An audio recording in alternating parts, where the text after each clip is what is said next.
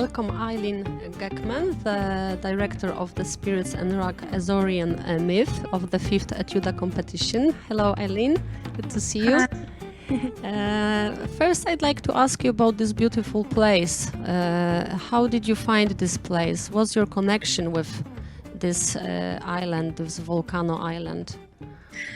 So actually, this film is my graduation film for the Doc Nomads master's program, and it's a program that happens in 3 different countries, one of which is Portugal. And I was, during my whole 2 years of master's studies, I was looking for a place where people have a strong connection to the lands and to the landscapes. And for my graduation film, then I was really looking for this type of place, you know, where people are really connected to the lands and to nature. And I found this incredible place when I was doing some researches on internet, and I bought my tickets, my plane tickets to go there right away, and I spent some time there, in, a few months, not filming, just looking around, meeting the people, and yeah, I felt really, really connected to this place. Could you tell us something about this moment before the film, because it's very interesting. Can you tell us something about those people? How do they live there under the volcano in this atmosphere? I think it depends, you know. There's a lot of different people here. For me, one thing that I felt is it's a strong isolation. The islands, they're far from everything. You can't even go there by boat. They go from one island to the other by plane, the same way we take the bus, for example. So I really felt a strong isolation, and also I would say, like, I had this feeling of being really out of the time and out of space also. Like, it's really it felt like nothing I felt before as a place. And I think the last really serious threats, the last eruption was the one we saw in the archives I think it was in 1958, the eruption of the Capelinos volcano. And I think people, they're really they got used to this kind of instability, you know. It's not only the earthquakes or the eruption, but the weather is very changing there, and there's a lot of immigration going on. So I think people, they just got used to all this. Yeah. Yes, this is what interests me. That do the young people live there, or more people decided to escape this place because the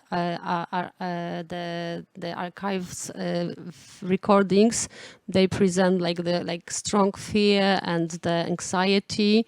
How is it now? It's like, could you feel this there? So I think it depends, because some islands, they were more inhabited than others. So I visited a few of them. I think there was some bigger islands where there were some schools and there were more kids. The one I shot the film mainly, it was Pico Island. I think there was a school, I remember, but there was really not that many young people, I would say. And I think one thing that is interesting is that a lot of people left, but I met many people who never, they were never in this place before, and one day they got there, or they saw it, and they decided to leave all their lives behind and just move there, and because they felt really connected to the nature there, and the volcanoes and the mountains. So you can find all kind of people, but the young generation, I would say young adults and teenagers, I think they're a minority in most islands right now.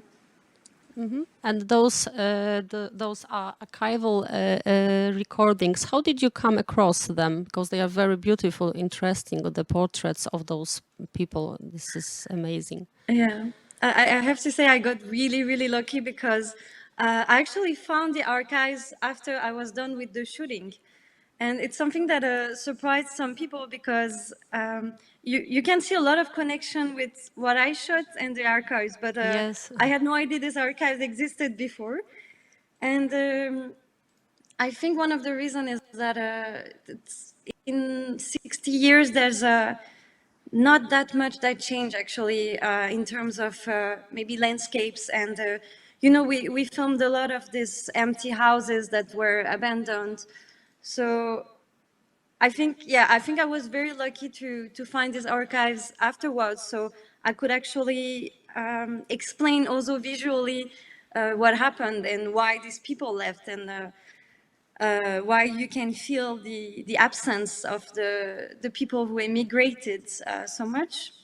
And yeah, there are actually TV archives, but I think they're really cinematic. So I was really, really happy to find them. The person who shot them he's a journalist, but I think they had this very artistic look.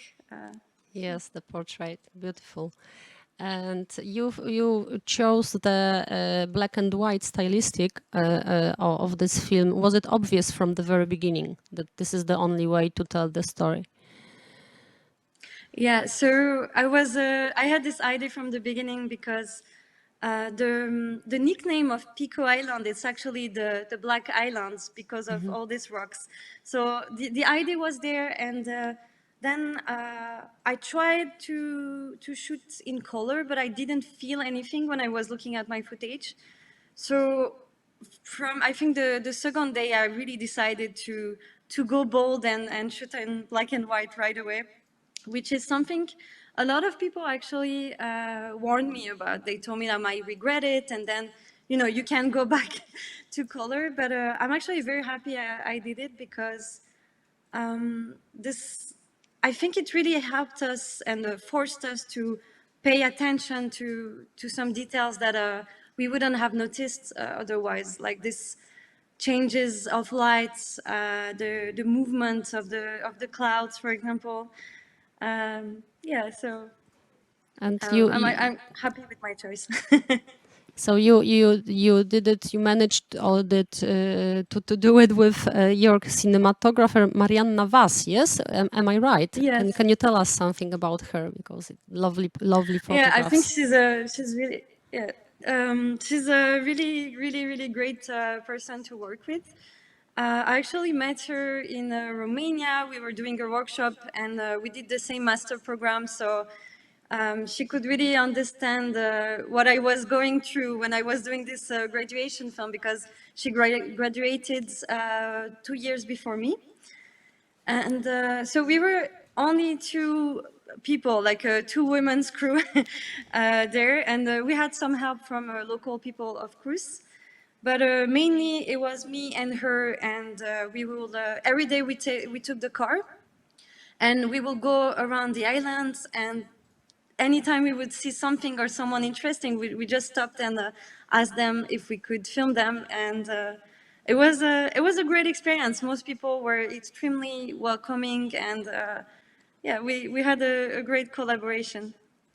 And how long did it take you to complete the film? And what was the biggest challenge of this shooting? Oh, there were a lot of challenges. I think the shooting itself, it wasn't really long. We stayed 12 days there, and we were really shooting at our own pace. But I think one of the challenging things is that I wanted to film from the top of the volcano. And so there's a lot of shots, actually. The ones in the beginning and the last shot, they were all taken from the volcano itself. I wanted to have this, maybe like the volcano is a kind of character, and it was looking at these people who live at its foot.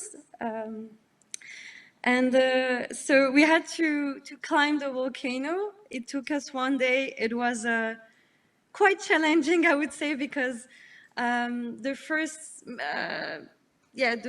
few meters you're actually walking around, but then it's really, the last part it's really climbing. And we had, of course, the film equipment to carry. So yeah, I would say this was the most challenging, but also the most amazing experience I had there. Great. And can you tell me something about the poem? At the very beginning, there is a poem that you start the film with. Could you tell us about it? What's this? Yeah, it's actually it's a mix of different legends, myths, and also personal story that I heard there. But I would say the main inspiration, it's coming from two villages on Pico Islands, where people still to this day, they once a year they burn some plants, some rosemary on charcoal, because they really believe that the spirits of the volcano, they got trapped in the rocks, and so they burn this charcoal so the spirits, they don't come too close to their houses, and they can go back to the mountain. Yeah. Great. And the last question is documentary your way. Are you going to make like fiction film as your next film, or documentary is your choice for directing?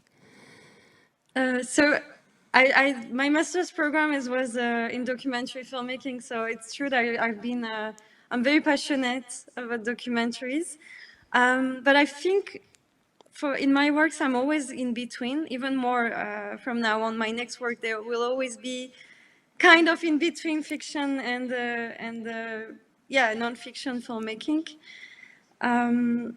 I don't know. It's becoming harder and harder for me to define what I'm doing, to be honest. But I don't know. But I always say that my favorite documentaries, they're the ones that are almost fictional, and my favorite fiction film, they're the ones that are almost documentaries. You know, that use non-professional actors, for example. So yeah, I would say that I will stay in between. And what's your next project? Any plans? So I just finished shooting a new short film, which is it's happening in the southeast of Turkey. It's the story of a friend, and we're going back to his memories. He's very connected to nature and the mountains also. So I think you will find some connections between the two films, and I started the development of my feature film that I also hope that I'll be able to shoot it in Turkey. Yeah. Great. So good luck with your next projects. I hope we'll see one day personally. Thank you. Yeah, me too. Good to have you with us. Thank you. Bye bye. Thank you very much. Bye. Bye.